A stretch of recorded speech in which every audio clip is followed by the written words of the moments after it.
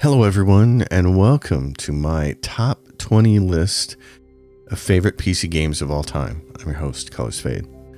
This is my first time making a list video, and you may be wondering why I'm even bothering. Well, recently I finished recording the last videos for the Wasteland III series, and when I got done with the game, I felt like it was one of the best, most memorable game experiences I've ever had on the PC.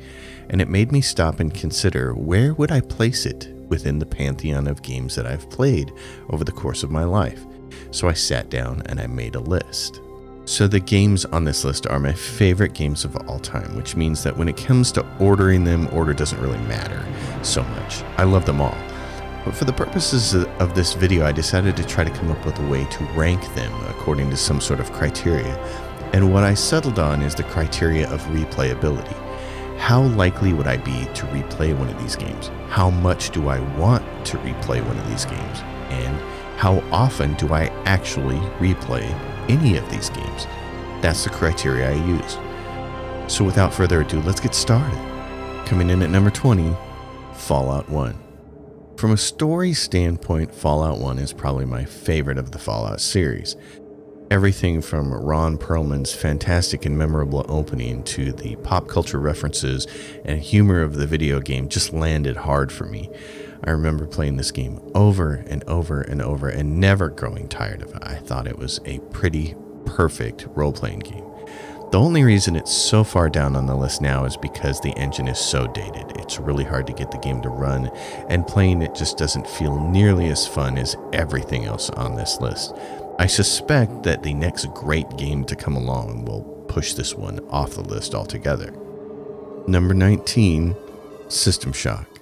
Much like the first Fallout game, System Shock is something I hold a lot of fond memories of. There's a lot of nostalgia at work there, but it is an incredibly dated game graphically, and especially from the user interface point of view. There was an upgrade to it a few years ago, an enhanced version of it that sought to make the UI a little bit better and make the user interface a little bit better, but it still is a very clunky game when considered to today's modern standards. Fortunately, Night Dive Studios has remade the game, and it's coming out later this year. I'm very, very excited to play the remake. This has been, from a story and setting point of view, one of my top 5 games of all time. System Shock birthed a host of spiritual successors in the BioShock sphere. All the BioShock games and the Dead Space games all owe their existence to System Shock. It's still the king daddy in my opinion, and I cannot wait to play the remake.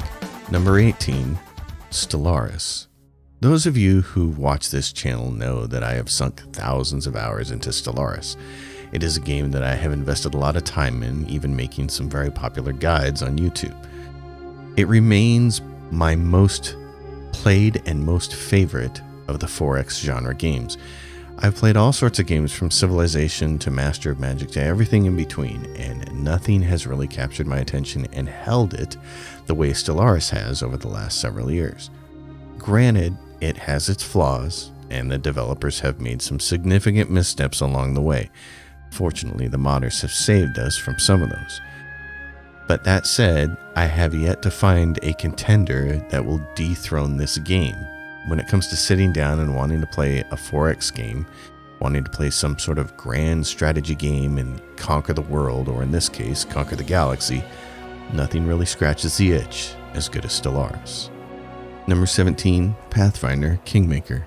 I think it would surprise users of this channel to know that I've put Pathfinder Kingmaker on this list and not Pathfinder Wrath of the Righteous. I think by most objective standards, fans of these two games know and agree that Wrath of the Righteous is the better game. Many of the problems that Kingmaker had were remedied in Wrath of the Righteous, and the inclusion of epic feats and heroic levels made everything a lot more fun. It created a lot of depth to the game. There are more classes, there are bigger battles, there are epic dungeons. But the bottom line, when I got finished playing both games, is that even though Kingmaker has so many more technical challenges and flaws in Wrath of the Righteous, it still has way better companion characters. And when you're going to invest 100 hours in a video game with all of its companions chattering at you, it pays to play a game where you actually like the companions. I pretty much didn't like any of the companions in Wrath of the Righteous, but I really like a lot of the companions in Kingmaker. So even though it's technically a worse gaming experience, it's still overall a game I ended up enjoying more than Wrath of the Righteous by the time I got done playing both of them. Number 16, Far Cry 3. Of all the games in Ubisoft's Far Cry franchise, number 3 is my favorite. For starters, it has the best synergy between its game mechanics. Exploration, crafting, and hunting are all tied together in a way that makes progression feel very natural and rewarding. In addition to that, it has one of the best villains in the game in the form of Voss, and the island setting is absolutely fantastic. I particularly enjoy all of the Tomb Raider-ish locations within it that give it a different vibe than any of the other Far Cry games in the series. The pacing of the story is also spot on, and I love that it's not a game that takes too long to play. And there are plenty of vehicles to play around with, in addition to doing the towers to claim the island and taking over the outposts. To me, Far Cry 3 has everything in it that I really love about the Far Cry series. The only thing that it really lacks, which other games in the series did later on, is it doesn't have as good of a user interface, the graphics are somewhat dated, and games further down the line did a better job with giving you companions and interesting NPCs to create connections with. But on the whole, Far Cry 3 is still my favorite of the Far Cry games. Number 15, Half-Life 2. I don't think it's an understatement to call Half-Life 2 one of the greatest first-person shooters ever made. The setting and the story are wholly unique within the genre, and the execution is pitch perfect. There are a variety of weapons, there's a really cool story, the locales keep getting interesting as you progress, every area in the game is super memorable. I mean, who can forget the prison? The whole thing is just put together perfectly. And to top it off, they give you one of the coolest weapons of all time in the gravity gun, and then let you spend at least the last third of the game just playing with it. It all culminates in a showcase of one of the greatest finales of all time, leaving you with just the most satisfied feeling ever. There are a few games that I've ever played where I felt like the game was perfect from the opening sequence to the very end of the game, and Half-Life 2 is one of the rare few. Number 14, Baldurs Gate 2. Baldurs Gate 2 remains my favorite party-based role-playing game of all time. I love absolutely everything about it, from the story to the companions to the settings to the game mechanics itself of the Dungeons & Dragons engine. And when I started putting this list together, I immediately put it in the first slot and then started working my way down through the rest of the list. However, as I started to consider the role of replayability in all of these games on this list, other games started to push it further down the list. The simple fact is Baldur's Gate 2 exists on a very old engine with very dated graphics. So as much as I miss characters like Minsk and Boo and Viconia, this isn't a game that I tend to replay anymore. It's just too old. But for a time, it was the best game I had ever played, and I have super fond memories of playing it. It's still one of the best games I've ever played. I can confidently say that. Number 13, Star Traders Frontiers. Star Traders Frontiers continues to be one of the biggest surprises to me personally when it comes to games that I love and want to replay. I've sunk way more hours into this game than I ever thought I would when I first bought it. It's a testament to the Treese brothers and their design philosophy of making a game that underneath the hood is incredibly complex and engaging. Don't let the 2D artwork and the card game mechanics fool you. Star Traders Frontiers is a deep, immersive, and addicting game. All credit in the world to them for creating a game that basically allows you to play Mal Reynolds and run around with your own spaceship like in the film and TV show Firefly and just have a whole ton of fun. It's a super engaging game, and I'm glad that I picked it up. Number 12, Pillars of Eternity. The first Pillars of Eternity game to me was a very, very good game. In a lot of ways, I like it more than Baldur's Gate because it has updated graphics and an updated engine. It's way smoother to play, and I really like that they built the game mechanics around the fact that it's a PC game. They built it for playing on computers and consoles, so a lot of the restrictive rules of Dungeons and Dragons that don't translate so well to a computer game got chopped out and got refigured. It's an incredibly fun game from a mechanics standpoint, but where it falls down a little bit is in its world building and in its companion characters. The world is very, very dreary, and the story feels depressing. And on top of that, almost none of the companion characters are anybody that I really cared about. Baldurs Gate 2 gives you some of the most memorable characters of all time, with Minsk and Boo, and Jaheira, and Yoshimo, and Eri, and Viconia. It's just a fantastic slate of characters, one after another. Even the very annoying gnome Jan Janssen is more memorable than any of the characters in Pillars of Eternity. Aloth and Adair end up being two of the most interesting characters, and fortunately you meet them early, but everybody else feels more like a faceless slate. They're just there to fill a role. Druid, Paladin, Rogue, Monk. They don't leave any kind of impression, and they certainly didn't leave any kind of impression on me. So while I love the game mechanically, and I love to play it for all its adventuring and battles and spells and all of that stuff, from a story and character point of view, I still love the old Baldur's Gate games way better. Number 11, Far Cry 6. It might seem a little blasphemous to put 2 Far Cry games on this list, but when it comes to replayability in games that I find myself playing over and over and over again, Far Cry 6 is definitely one of my favorites. I have spent so much time with this game, and it's because it is so well done. Far Cry 6 basically took everything I loved about Far Cry 3 and made it better, with the exception of a couple of things. It has a fantastic protagonist. I love the voice work for the female Dani.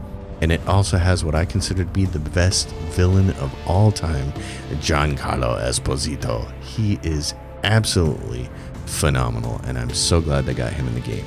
The firefights, the combat, the gizmos, the backpack, taking down outposts, and the setting of the island itself is all fantastic. And on top of that, they give us some really, really memorable characters like El Tigre and Juan Ran to interact with, and it all just made the story of Far Cry 6 so much better than its predecessors. The only place where the game falls down even a little bit to me is in the fact that its systems don't really synergize. Hunting is pretty much useless. Exploration happens just so that you can progress the plot or get more loot for yourself so that you can make more stuff. There isn't that synergy that existed in Far Cry 3 between exploration, hunting, crafting, and upgrading. Now it's just progress the plot and unlock stuff. But that said, everything else about the game is so damn fun. It is the pinnacle of Far Cry. I feel like they have finally reached the next level in the design, and I can't wait to see what they do after this game because this is just so much fun to play. Number 10, Cyberpunk 2077. It should be no secret by now that I'm a huge Cyberpunk 2077 fan. It is my favorite narrative game that I have ever played, and that's the key to me, is to consider it. It's a narratively driven game. It's all about the characters and the main story. The side quests and all that aren't nearly as important, and certainly haven't lived up to the expectations that a lot of people had for the game. But when it comes to the characters, Jackie Wells, Victor Vector, Dexter Deshawn, and of course the very lovely Judy and Panem, this game has some of the best characters that I have ever seen put in a video game. They're perfectly voice acted, it's excellently written, and I just love it. Granted, the game still has flaws, it still has bugs, and it still has glitches, and it will probably always have those things. But on the whole, I have just had so much fun playing the game. Keanu Reeves as Johnny Silverhand was one of the best additions to a video game ever. I love the way the whole thing is constructed. I love the main story, and I love all the different options for the endings, and I can't wait to see what the expansion does when they bring along Idris Elba. This is going to be so much fun. So to all the haters out there, too bad. I love it. It ends in the top. It lands in the top 10. It is a top 10 game for me, no question. Number 9, Elden Ring. I was not a Dark Souls fan before Elden Ring came out. After Elden Ring, I became a Dark Souls fan. It is one of the most amazing game experiences I have ever had. Visually, it is one of the most stunning games I have ever played. But of course, there is that element of super hard combat and having to quote-unquote get good. But it was totally worth it. It has some of the most vast, awesome, inspiring vistas I've ever seen, and yes, it has some of the most challenging and punishing combat I've ever experienced. But put together, this game, its graphical design and its combat mechanics create a very special type of gameplay experience that, if you can put yourself through it, can be one of the most satisfying and rewarding game experiences of your entire life. I'm thrilled that I played it. I've played through it at least 3 times now. It's an amazing, amazing game. It's also somewhat one-dimensional, I guess you could say. The story is buried behind layers of opacity, and the developer doesn't seem to want to do anything to make it easier for players to understand what the hell is going on in this game and in this world, for them to understand what it's about, and that is somewhat annoying. But you cannot deny the way this game looks, plays, and feels. It's just a masterpiece and a very worthy winner of last year's Game of the Year. I'm so thrilled that I made the decision to play it because I was rewarded. Number 8, Assassin's Creed Origins. This series is still ongoing on my channel right now, and it should be no secret that I absolutely adore this particular outing in the Assassin's Creed franchise. It has what I consider to be the best protagonist of any of the Assassin's Creed games in Bayek of Siwa, and it also has the most stunning visuals. There is no better setting than ancient Egypt and the pyramids. The game is a pure joy to play. It's not nearly as punishing as a game like Elden Ring, and it certainly isn't any more complicated in terms of story and plot and quest. It's a classic Ubisoft game. There are plenty of quest markers and everything is made pretty easy for you. But it is just a very enjoyable and graphically satisfying game to play. There are some flaws, particularly with the way the game executes the ending, stealing Bayek away from you and forcing you to play Aya for pretty much the last hour of the game. But other than that, it's a fantastic game, and in my opinion, it's the direction that most of future Assassin's Creed games need to go. It's time to get rid of the Animus, and it's time to just focus on great characters in fantastic settings with really fun gameplay, and that's everything that Assassin's Creed Origins is. Number 7, BattleTech. Subscribers to this channel know that I have put out a lot of BattleTech content over the last few years, specifically Chasing Kerensky, and if you've watched that series to the end, then you know that I was finally able to reach that very rarefied air and get the Kerensky achievement. But moreover, BattleTech is just a very, very fantastically done game that implements the BattleTech rules and the universe. I know that other fans of the game prefer the overhaul mods that add 1,000 more mechs and all kinds of different rules and changes to the game, but for me, the base game is just perfect. I loved the single player campaign. I loved the art style for it. I loved the progression through the game, and I particularly love playing the career mode. It is just so much fun. This is a game that is strategically and visually interesting, challenging, fun, and also kind of relaxing. It's one of my go-to games to just sit down and unwind, and I'm so thankful that Harebrained Schemes had the chance to make it. Number 6, The Elder Scrolls Skyrim. When it comes to replayability, there are a few games that are more replayable than Skyrim, and you all know what I'm talking about because you've played it and replayed it too. We all have. It's an absolutely fantastic game. It's the pinnacle of Elder Scrolls. Not only that, it's turned out to be one of the most heavily modded games of all time. Modders have made so many incredible mods on this game, from making dragons harder to providing survival mods like Frostfall and Campfire to build a truly immersive gaming experience. I go back to Skyrim time and time again because it's just that good of a game. Not to mention there's quite a bit of build diversity in the game. It's always fun to try to play a different character and take them through from the very humble beginnings as you're escaping prison sentence to downing the dragons. I always have a ton of fun playing Skyrim, and I can't blame Bethesda for reissuing it so many times because it's just that good of a game. Number 5, Wasteland 3. I just recorded the final video for the recent Wasteland 3 series that is still currently showing up on this channel, and without a doubt, this is one of the best games I've ever played. Not only that, it has huge replay value. They have made choice and consequence truly matter in this game, and to do that, you have to be able to create a lot of content that the player is not going to see when they go through the game one time, because each time they make a choice, they're blocking themselves off from content they're not going to get to see.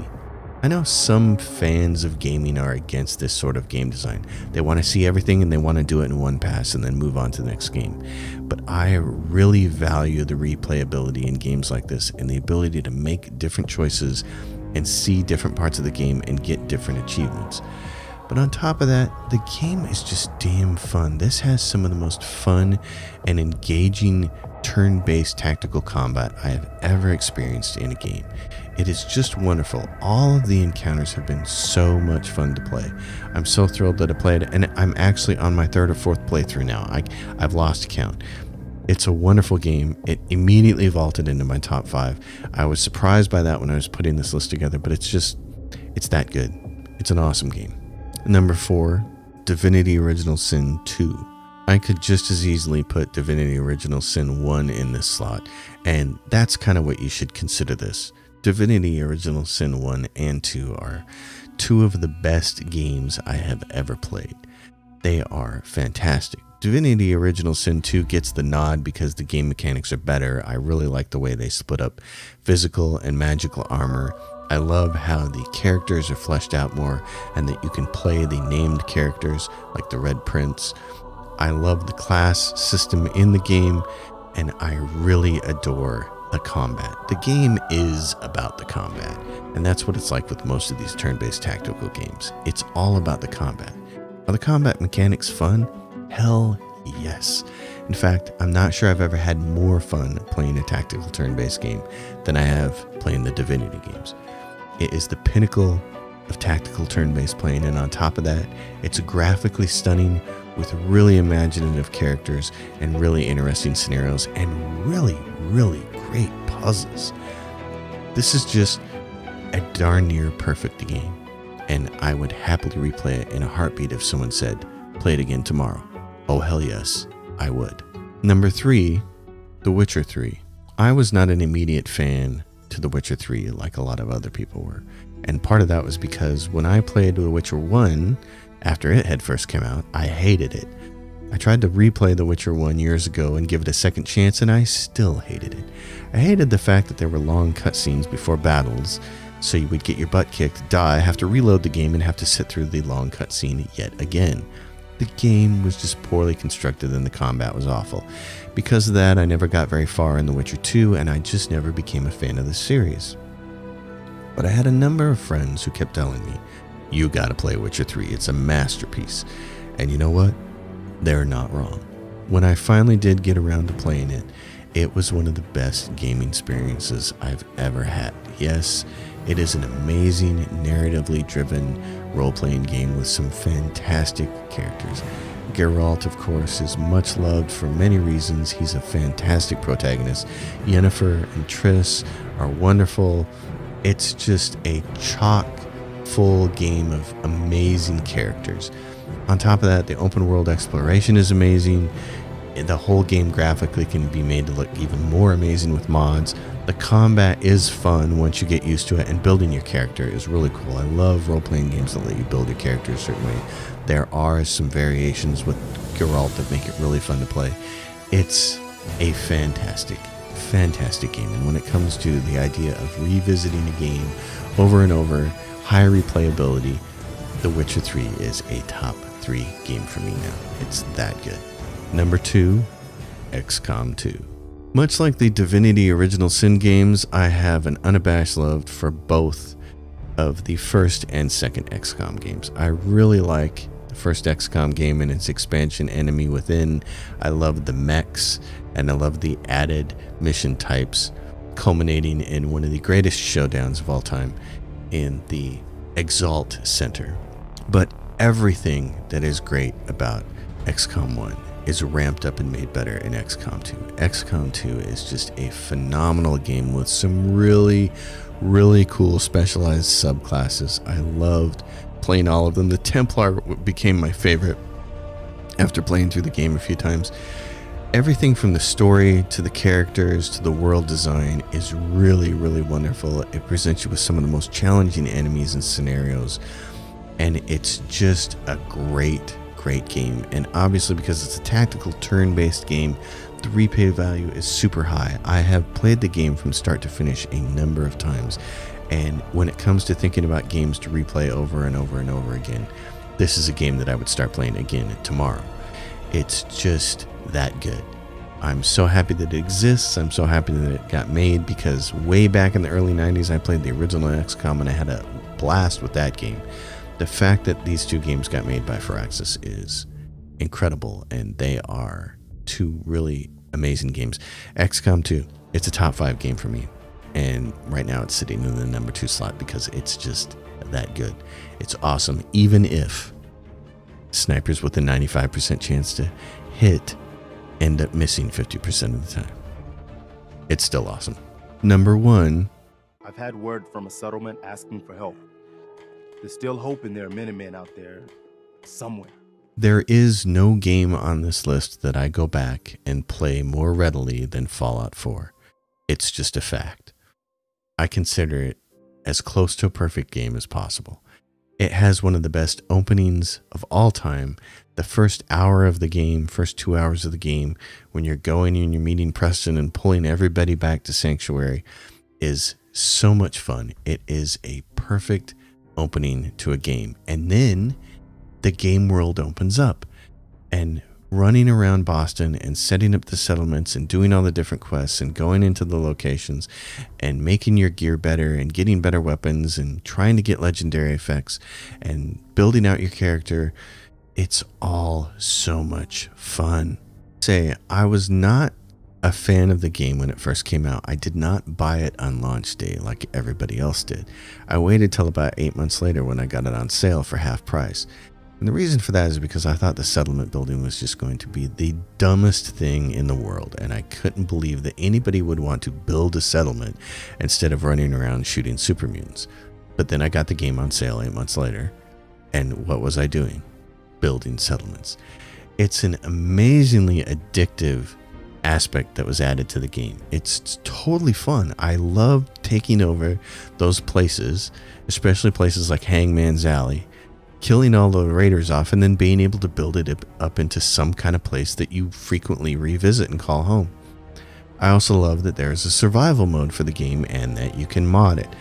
The default survival mode for the game is really horrible. I mean, who doesn't think you can't sleep in a sleeping bag for longer than 3 hours, or that every time you sleep you're going to get a disease, or that the only time you should be able to save a Bethesda game is when you sleep?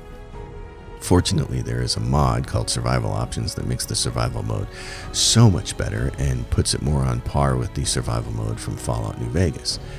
But overall, by the time I get a couple of graphics mod on it and I start playing it, it is perfection.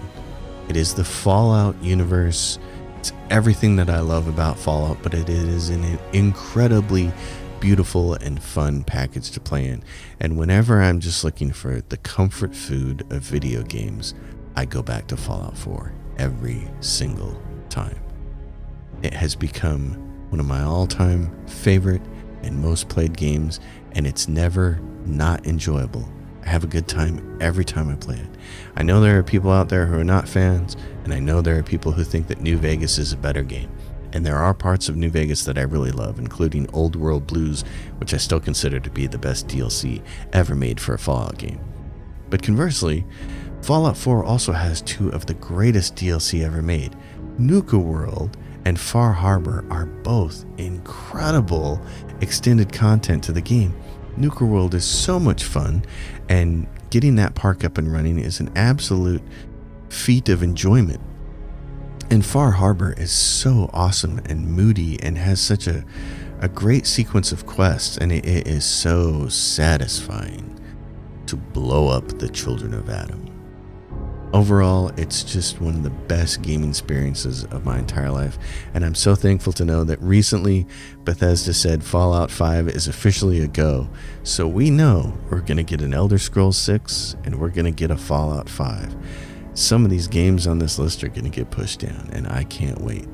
But until then, I'm going to keep playing Fallout 4 because it's just that much fun. And that, folks, is the list. I'm looking forward to all the discourse in the comments about games that should have been on the list, or maybe games that I haven't even played that I should play. In the meantime, if you like the video, give it a thumbs up, subscribe to the channel, and consider supporting my Patreon, which is listed in the description below. Until next time, happy gaming, everyone.